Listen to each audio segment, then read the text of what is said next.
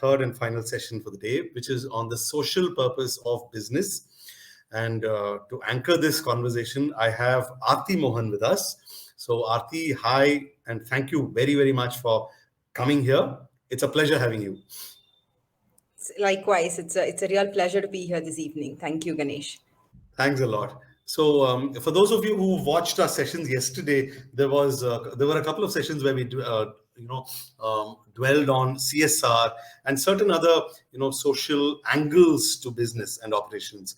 So this could perhaps take off from where those left off, and I think it's a very important issue of these times, more and more so. So we have Aarti, who's going to anchor this conversation with Melodena Stephens. Aarti is a co-founder and partner at Sattva Consulting.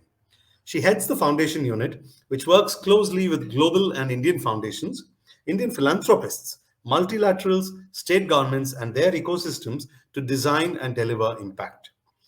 With over 14 years of experience spanning advisory, research, program establishment, and business leadership at Sattva, Aarti has led the creation of several flagship research and knowledge reports. She's also designed and anchored large-scale impact initiatives. So all in all, it's a very heavy, resume, heavy CV, Aarti. So over to you, and I hand over this conversation to you. Please take it forward. Thank you so much. Thank you so much, Ganesh. It's a pleasure being here this evening, and it's a first for me to talk about impact in a business literature festival. I'm wondering if my guest is here yet. Otherwise, I'll just go ahead and start with the premise for our conversation today and get right into it.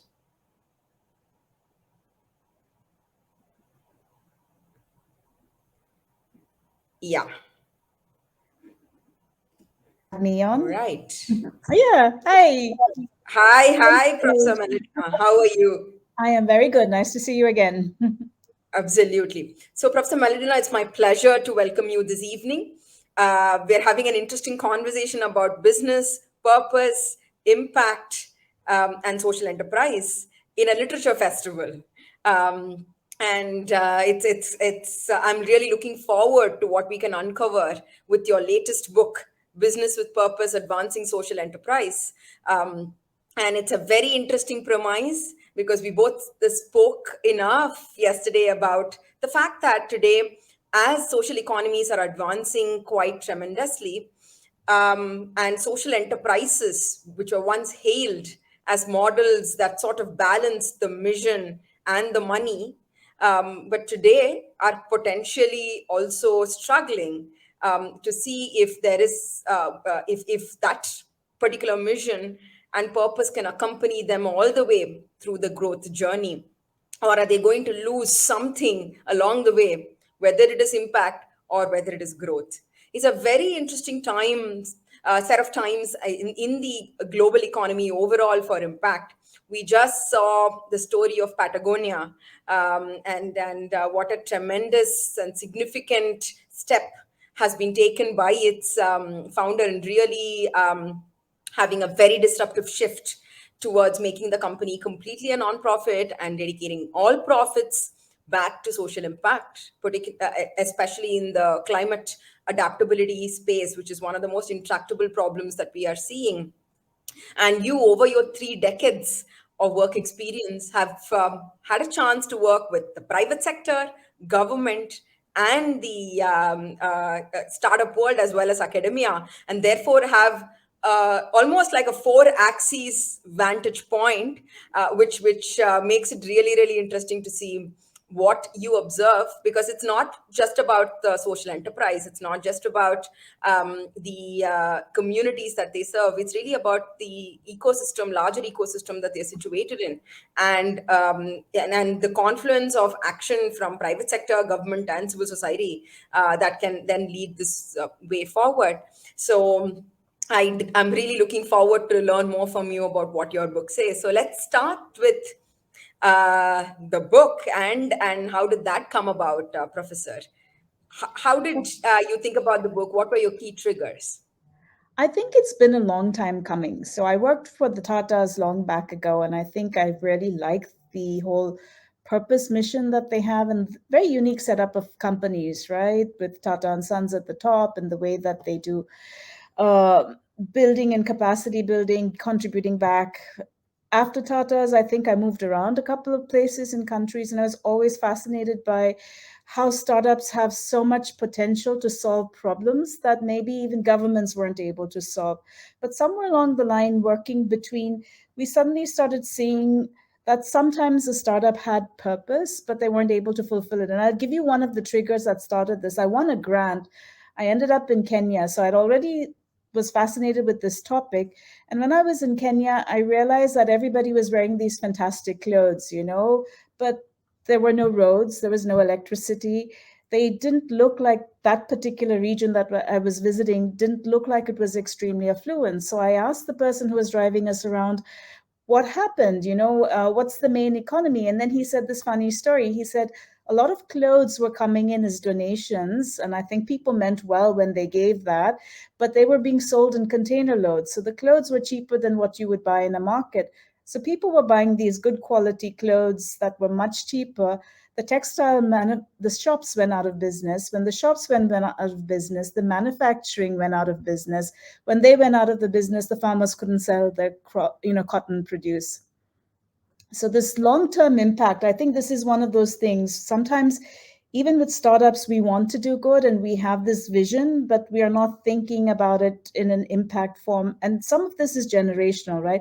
10 years, 5 years. And this is where the whole conversation came in. You could have a private sector company wanting to do well, but as long as they're mandated by an annual report, which is 12 months, perhaps they lose their way sometimes if their values is not very strong. Or you could have a nonprofit which didn't have enough financing, and this sometimes is also a problem because then you let the grant giver sort of dictate which direction you need to move. Yeah.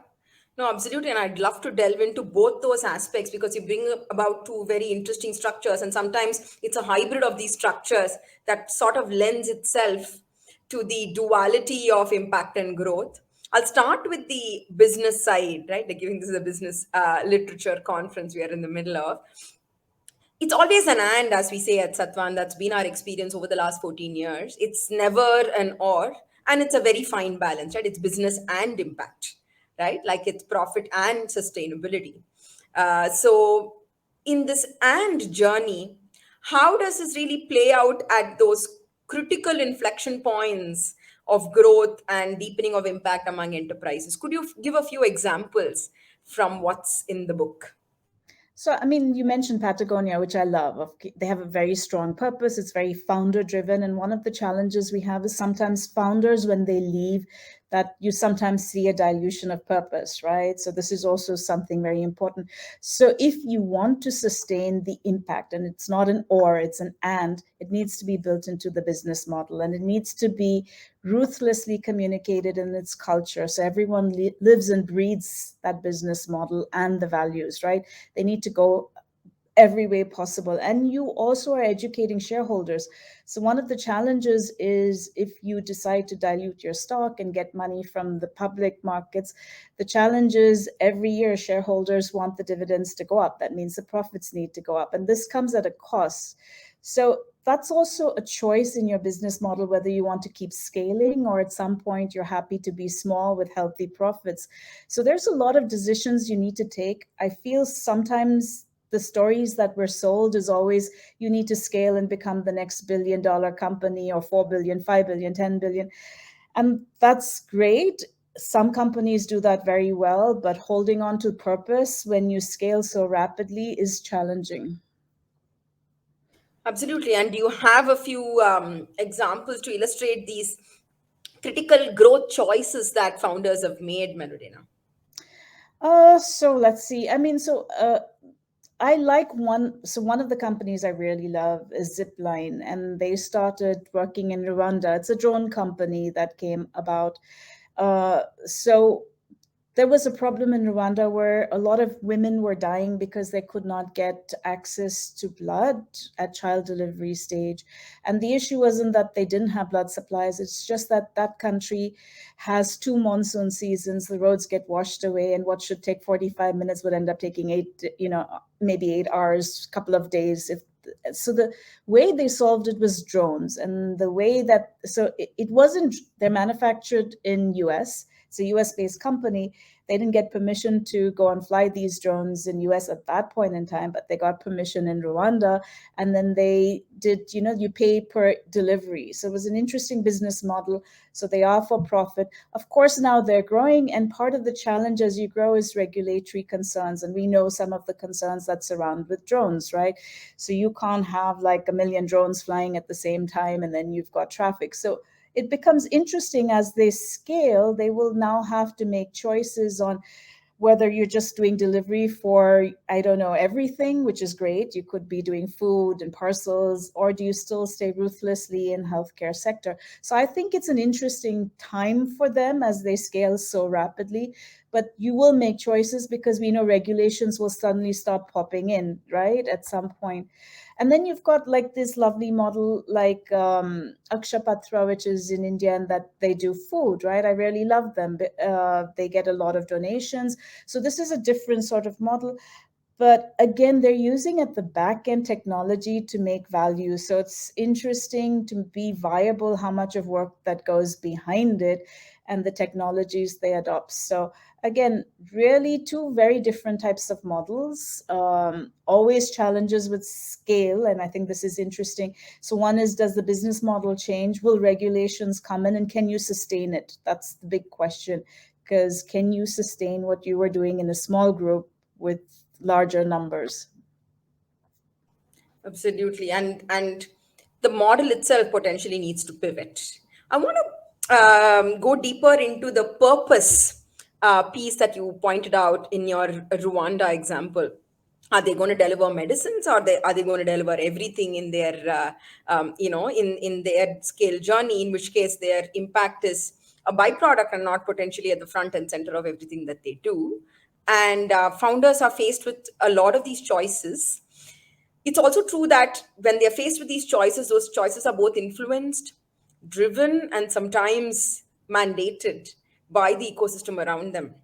And the two big players in this ecosystem are investors. And of course, if we are working within a certain public welfare or development framework, the government. So, what do you see as the role of purpose in the way the financier is going to look at the journey of the social enterprise and its growth? What is the role of appropriate capital, which comes at the time of inflection? Because in our work and what I've seen over the last 14 years is there are crucial missing gaps in financing that tend to lead social enterprises, despite their best intent and their stellar performance, in certain ways, which makes impact a byproduct or a very, very hard one balance, and potentially not one that's held all the time. So I've been very fortunate to meet investors who really think impact. And so there is a breed of impact investors who are thinking long term, who are thinking on the ground, very people centric. So they're asking, even when it's a tech product, how is it helping the user or the person, the people at the bottom of the ground? And I really like that. So it's not that, I think if you're a founder, you need to choose your investors carefully. So going back, there are the investors who are just in it for the money and they want very quick returns, and they can break founders, because if you're driven by purpose, then you have no other choice, because once you take the money, you need to deliver the returns. I mean, that's why you signed a contract, and they want to exit because they want to sell at a profit. They didn't do it for charity. So having those discussions in the beginning and choosing where your money comes from, I think is critical. When you're accepting, let's say, private funding, there are different models. I mean, so I think it's also So when we looked at social enterprises, you have for-profit firms, you have non-profit firms, and like we said, hybrid, right? And I think you need to choose the best fit for your social enterprise depending on what is your scope of impact. So if it's a small community, do you want to scale it in multiple places? Are you happy just to stay there and I worked with an entrepreneur who worked in a community, and he said that community had so many problems. They solved one, which might be health, and then there was women, and then there was children, and then there was education. He could spend a lifetime only working with that community. And what he did was actually flip it around and ask the community to come back and say, you let us know what you need. So it became community organization, right? But it's a different model, not easy to scale across places because it depends on trust. Absolutely.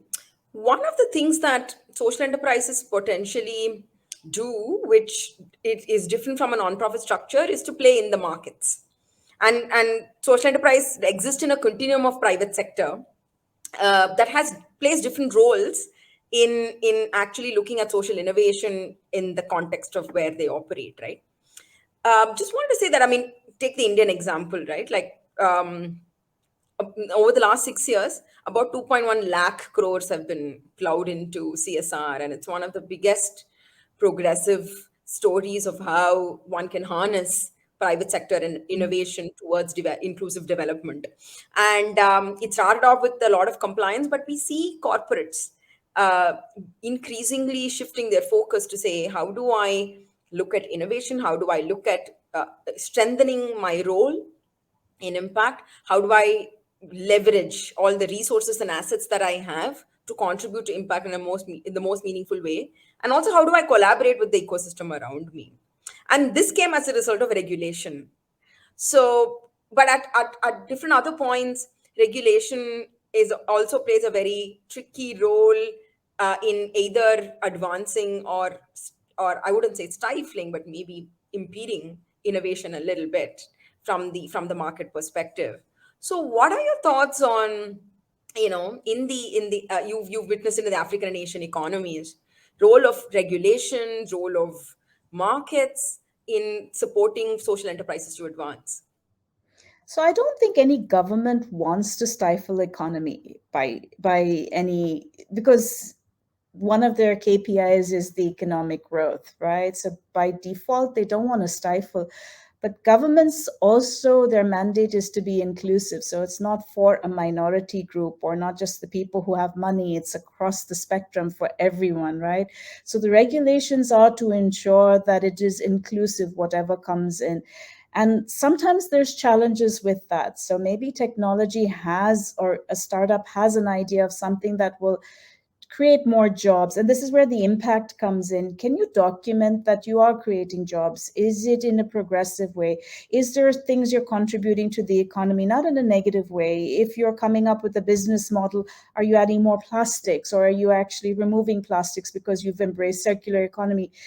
What happens with a lot of startups is they don't know how to articulate the story, right? So I think this is an important part, is you articulate stories, and you have to work with the government. Government is always looking for new ways to encourage economic growth, and they're looking for solutions for these intractable problems. We still have healthcare problems at the end of COVID, right? We've not solved them. Mental health is a big issue. We still have not got inclusiveness. We still have poverty. All the SDG goals that we were supposed to achieve by 2030, it's kind of unlikely we're going to achieve them, right? So there is always this scope. And I like what you mentioned. A lot of young startups should probably, when they're trying to grow, could also look at how they could tie up with larger companies who are trying to go and do that impact, but it's not part of their main business model. They don't want to dilute their main business model because they have shareholders to listen to, but they would be very happy to collaborate with the young startup that can help show impact, right? And make it much more reasonable. So there's a lot of win-win there. Absolutely. And I think what you highlight is a very critical point of private sector um, allowing or encouraging or actively supporting social innovation in the, in the long tail of the private sector that startups inhabit. And this can be very well their purpose journey. right? And I think that's an interesting one. What about the non-profit space? I think for a very long time, as the age paradigms have shifted in the different countries, non-profits have either struggled or thrived because of the relevance that they had in that particular context, and their the way that they evolved, right? Because at some point when international aid sort of moved from one area to another, one geography to another, a lot of nonprofits found themselves needing to evolve to then even be able to exist, right? And that became their first journey of growth. And from there, sustainability has meant different things for different nonprofit scale models. So if we are looking at the nonprofit part of the sector, what are your thoughts on what are some of the key levers for that growth journey to be meaningful and scalable? So for me, nonprofits, I think, need to have even stronger governance models than for profits. And sometimes what they will do is have a board, but they're not really looking at ops. And this worries me a lot. Some of the biggest scandals we've seen, Oxfam, United Nations, are all IGOs, nonprofits, right? And there's a serious lapse. It's simple things. I think there's a business model kind of thinking that you also require.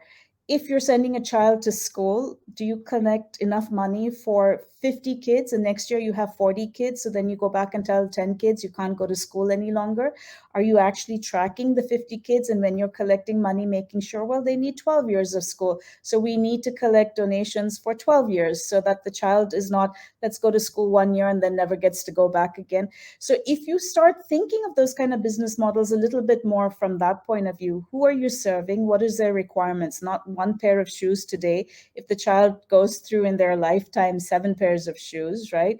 So that accountability and that kind of granular data, then you start auditing, then you start keeping it, right? A lot of nonprofits work in very fragile situations, so data is very hard to collect. And I think this is also one of the challenges we have. The people who are willing to work in fragile situations is not your everyday person. They're not going to have a comfortable life. They're going to extremely difficult places, sometimes even with their life in balance, right? So the governance model in these cases needs to not only take care of the employees who are working on the ground, but also be sensitive. So again, how do you set it up is so critical. And that means in your profit model, putting some money aside for maybe psychological support and help for these employees. And if you haven't done that, then I think it's again going to run into problems, because how much can you see death and destruction or extreme crises day in, day out without it having an effect on you? So some of this kind of thinking needs to be there, even if you're a nonprofit and you're doing good, that's great. But you need to think a little bit businessy, kind of, the otherwise you'll not survive, or you'll end up with a major scandal that will end up closing your operations, and even the good that you did will get tainted. And unfortunately, you might have done more good than you did bad, but you just need one bad story. Yeah, the sustainability thinking is uniform. It's just that the way in which it manifests and what needs to be structurally and by instrument, what needs to get done is different, but the problem remains the same. And I it's want to go over interesting. to, I yes, just go ahead. wanted to mention one point, Aarti. The public, when I say the public, the population is more forgiving of a business transgression than they are of a nonprofit transgression. So that's also very interesting. I don't know why, but it seems like you could be a founder in a private sector company and mess up, and they will like, okay, that's they'll be angry for a bit, but they'll forgive. But when it's a nonprofit, it's like, oh, how could they? The moral fiber that is expected of a nonprofit, as you're saying, is much higher. That's a very interesting thought, Professor, and would love to touch upon it when we go into some of the stories that you've encountered through your journey. I actually wanted to pick your brains on your upcoming book. I know that you work in AI a lot, and technology is seen as like a, a very disruptive force today across thematic areas, across sectors, and whichever country one looks at, the social economy is very much focused on seeing how they can leverage technology, how they can be both enabled and led by data where relevant, and that can be harnessed as a way of scaling, the social purpose. But you are interestingly connecting AI as well to an intractable problem of the environment, and it's fairly counterintuitive. Technology should solve for some of those problems that occur to the environment because of technology not being there, right? So I'd love for you to elaborate on your next book, which takes these two topics and juxtaposes them. So I think AI has been thrown out a lot, and it's like this trendy word. We've got a new business model, and it's an AI enabled or it's based on AI. But I think a lot of people aren't able to understand AI's hardware, software, and its data, right? So it's three things that have to work together. And if any one of those three are not proper, the system breaks down. So this always worries me when you use AI, is how sound is your process and how sound is the tech. Because I just saw right now, Uber might have had a big hack, and that was interesting. So I was reading a tweet on that. So at the end of the day, we're seeing a lot of people jumping to AI as the savior, saying that will help us in sustainability, whether it's metrics or even to make things better. And that's great, but I do need to mention something. The hardware of AI consumes a lot of resources, and the process is extremely extractive. A lot of the rare earth metals also come from fragile places. The problem with this is we don't have very good recycling processes. I was reading a report that even says some of the most sustainable countries in the European Union export their waste into the poorer countries, right? So this again is a challenge when it gets into that. The other thing is AI is also very data hungry, and then this raises questions on whose data are you using, and is it skewed, the data biases that we get? Because not everybody is on computers or producing a lot of data. I know I produce far less than my children, for example. So again, we're looking at, is the data that you're using robust enough? And then is it inclusive? We don't want biases to come in. There are lots of these examples of bias coming in. Very interesting. And what you're pointing to is that there are hidden environmental costs to the cloud as we see it. The cloud is not really the cloud. It's got some set of resources, and quite a bit of resources that's being utilized, and those may not be getting accounted for in this in the narrative overall of technology and its relation to the environment. And privacy is one of the pieces there as well. I mean, when we're looking at sustainability, data privacy and those come up fairly often, especially in sensitive areas and for communities where one is using technology for fairly sensitive issues.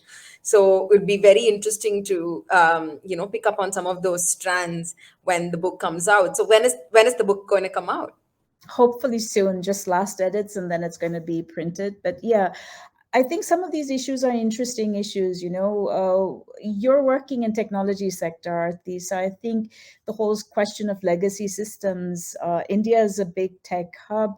They're one of the few places where they actually know the older programming languages, and this makes Indians extremely valuable because most of the older AI systems are built on older the AI languages. So I think it's interesting, but this is where you have potential for, let's say, hacking to come in between. AI builds on AI, which builds on AI. So I think that's one interesting aspect. We talked about the carbon footprint, the environmental damage that AI can create. We're talking about the biases that could come because people don't understand enough about, if you put garbage into the AI process, you're going to get garbage out. So it's a question of having enough people understand what technology they're working with.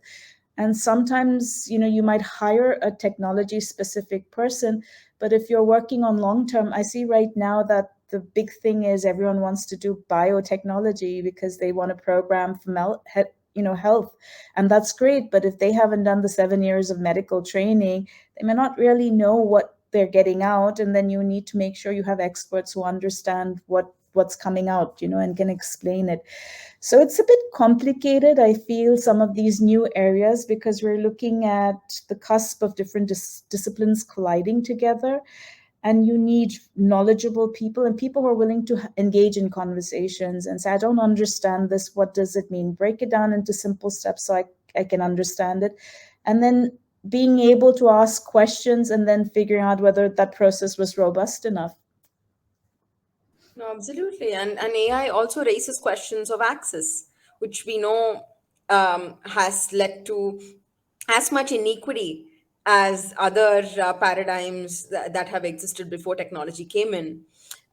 So I'd love to hear from you in terms of equity and access, right? Like if things are going to be more technologically driven in the future in terms of programming for impact and otherwise, what are we missing in terms of access for marginalized communities, for vulnerable geographical areas, for communities that have always been at the fringes of access? But so this is something I struggle with too, you know. So I was just talking to someone on, you know, is farming cool? And they said, no, it's not cool. And I remember at one point there, when farm was a game that was there on Facebook, there was a stats that went out that said there are more farmers on Facebook than there are in the actual world. So it was cool on Facebook, but it wasn't cool in real life. And then you have to sit back and say, why isn't it cool in real life? What did we do that made the narrative so bad? Because all of us need food to eat. So farming is something, it's part that all of us, we wouldn't survive if there isn't food. But it just didn't become cool enough to say maybe in school, I want to be a farmer, right? And we have now, I think, over generations, put certain ideas into, I mean, the joke goes in India, right? Engineer, doctor. So you've got these standard things. We have put into the minds of people what are cool professions and what are not cool professions. I think there itself comes the equity thing, right? It's okay. I think if you feel very strongly you want to be an artist, there's probably a space for you too. And maybe your skills can also be used with AI. I mean, look at NFTs and the way that's blowing out of proportion right now. So understanding that is important. When you create anything, being inclusive, I think that's also important. So I'll give you a small example. I think at the height of COVID, my mom wasn't on, online stuff. She wasn't doing paying through Paytm or things like that. She's older generation, prefers cash from the bank. And I think she struggled. And one of the things that struck me very much was the OTP codes. The time she had to enter in an OTP code was not enough for her of her age. By the time she found it, by the time she shifted the screen, the code had disappeared and she would struggle with that. It's such a small little thing, but obviously whoever designed it was much younger and knew how to navigate their way across the screen, but it wasn't designed keeping in mind an older person, right? And this was nothing I could do living in another country, is help her with her OTP code and how to enter it, right? So small things in this design thing, I think in technology, we need to think about who is the target audience, who could accidentally also be using this. And if you're making it for the general public, you have to think about everyone if you're being inclusive. Can they read? No, they cannot read. So how can I make it look reader friendly? So, and Kenya did a great job with M-Pesa that way, right? So they had symbols and signs so people who couldn't understand, couldn't read, could still figure it out. And we're talking a lot, long before Paytm. So there are enough examples, but if you're in that space where you want everyone to use that, and I think everyone wants that because you want to scale, then you've got to design with inclusivity right from the beginning. Makes a lot of sense. Start right at the head of the process rather than figure out as an afterthought. So, Professor, a question has come in and was also going to be one of the areas that I wanted to probe more into. So, what inspires your writing? And over the next 2, 3 years, what is going to be the focus of your writing? Wow. What inspires me is when I see a problem and then I find that people are having conversations and it's not simplified enough. So I think I'm still much the educator. And I think, okay, how can I go back and address this in a way that will help people make better informed choices? We're very fortunate today that knowledge is so free.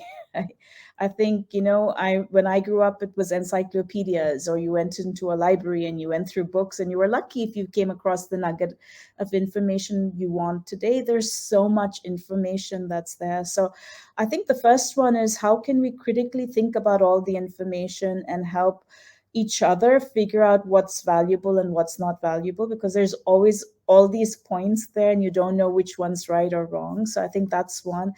Over the next 3 to 2 years, I think I just want to listen right now. There's a lot of things happening in this space. Uh, just with technology, and there's so many different forms of technology. So I think I want to just kind of keep my ear on the ground.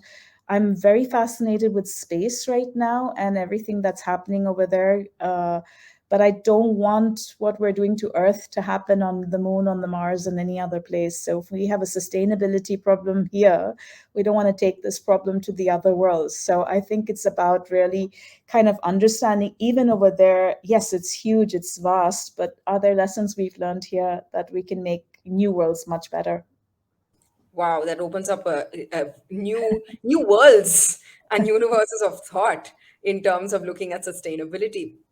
Professor, you've been a prolific writer. You have about 175 publications to your name. But writing a book is a fairly deep commitment. So where do you find the time and how do you commit to the writing process? uh, I'm doing it almost 24/7. I love to write, and I think it just comes really from a lot of discussions. I have discussions like with you.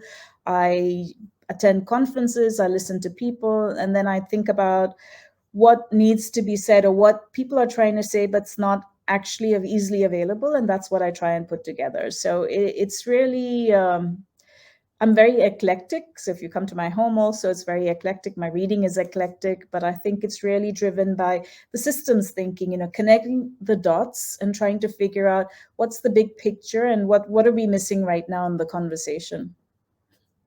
Absolutely. And it's also informed so much by the multicultural experiences you've had, having lived in Germany, UAE, Taiwan, and then, and now again in UAE. I know we are running out of time. Would love to know what are some of the books that you would recommend to our audience that's looking to understand innovation impact better. Are there any podcasts or other material that have inspired you which you'd recommend? So I belong to the IEEE, which I kind of really like a lot because they do a lot of stuff on technology and innovation. I think this is important. So if you're in the tech space, just even listening to some of these conversations, they have podcasts, they have free papers, but we'll give you an idea of some of the conversations there. I like Kate Crawford's book, which is the Atlas of AI. She's really gone and looked down and she's talked about these things like extractive industries and some of the things that you need to be aware of if you're adopting, designing, or using AI. Because sometimes we deploy AI in our systems, but we're saying we're not manufacturing it. You're still accountable in that case because it's part of your supply chain. I love Rashmi Bansal's work. She's really been very inspiring with some of the stories she's written about startup entrepreneurs and things like that. She's a childhood friend too, so uh, really hats off to her.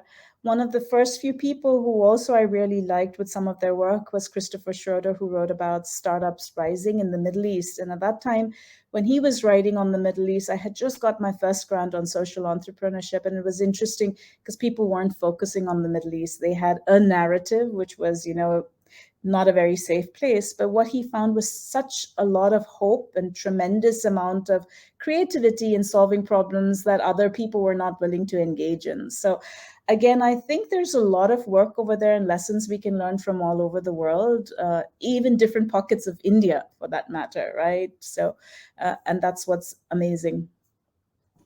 Very interesting to understand how those contexts could have evolved, and also India being a few different countries at the same time. I can imagine the range that would look like. Thank you so much for those suggestions, Professor. I'd definitely be looking out for the book to understand AI beyond the whole coolness around AI in all of its dimensions that you are speaking about. So it's been fantastic chatting with you, and right from AI all the way up to social entrepreneurship across contexts, it's quite a range that you cover.